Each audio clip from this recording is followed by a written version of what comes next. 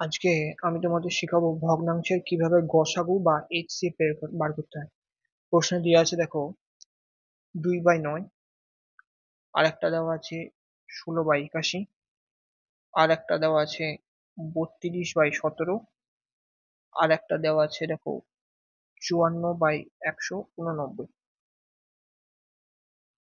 আমরা কি বলেছিলাম, যেটা বের করতে বলবে সেটা উপরের সেটাই করব।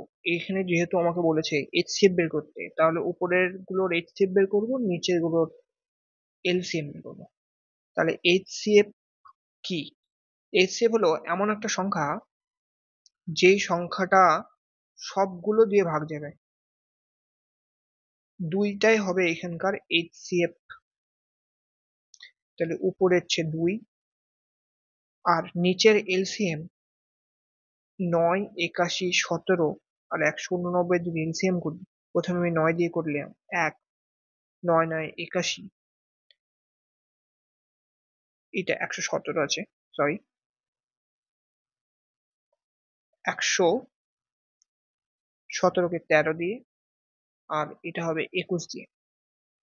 আবার 3 দিয়ে করলাম, 3 থেকে 9, 3 7 21। তাহলে এইগুলো সবগুলোর গুণফলটাই হবে এলসিএম। 9 আর 3 দিকে 81, 81 ইন্টু 7 ইন্টু 13, তাহলে 7, 7 8 56, 13। আমি ইউনিট ডিজিটটা দেখছি, প্রশ্নের ইউনিট ডিজিটটা আমি খেয়াল করব।